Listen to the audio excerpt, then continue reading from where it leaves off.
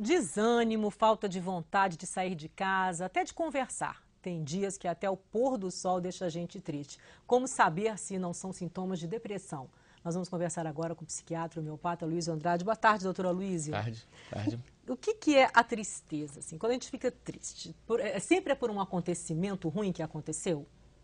Principalmente, mas nem sempre.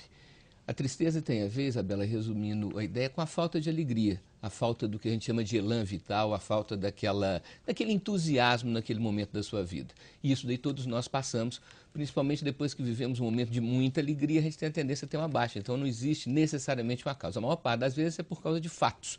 Perdas financeiras, perdas afetivas, uma série de questões que a gente deixa de ter na vida e que a gente sente falta então. O processo depressivo é diferente, já é uma falta de sentido. A tristeza, a falta de alegria, a depressão, a falta de sentido para a vida.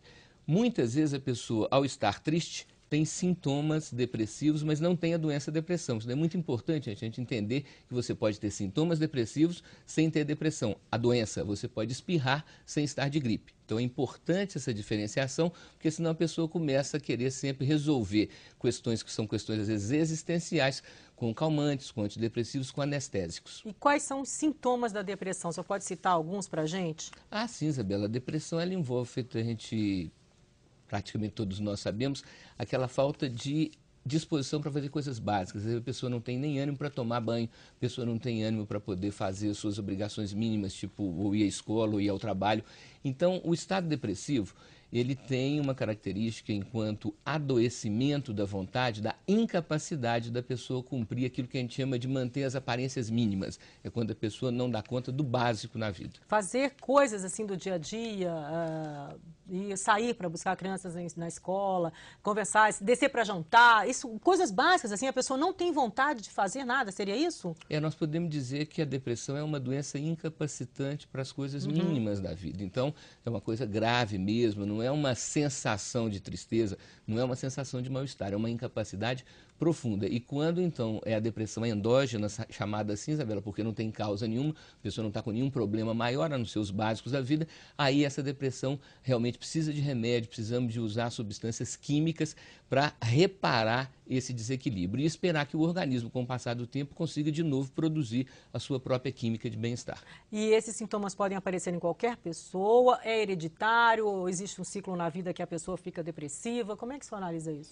Pode aparecer em qualquer pessoa, em qualquer época. Você tem crianças que têm episódios sérios de quadros depressivos e pode também acontecer com o passar do tempo da idade, Isabela, pela desvitalização. A pessoa vai perdendo energia.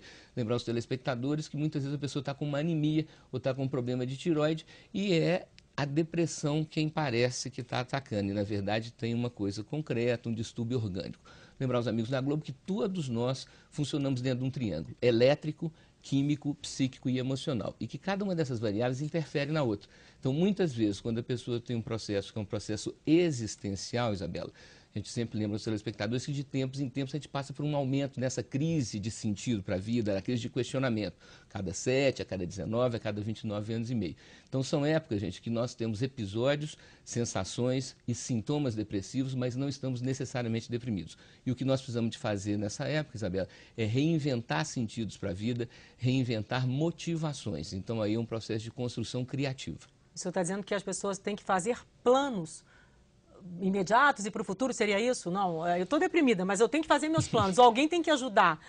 Nós vamos chamar, Isabela, de reinventar o sentido da vida, porque você tem que ir inventando o que a gente chama de novas modas, ou seja, novos assuntos. Então não é só o planejamento, mas o planejamento de coisas que deem sentido para a sua vida.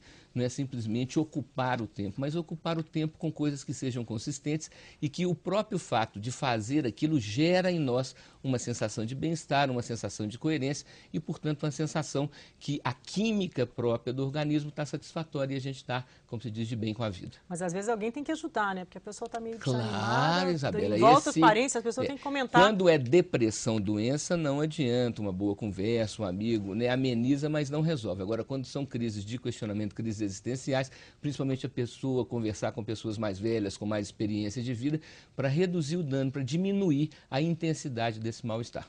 Ok, obrigada, doutor, por sua presença. Daqui a 15 dias o senhor volta, na quinta.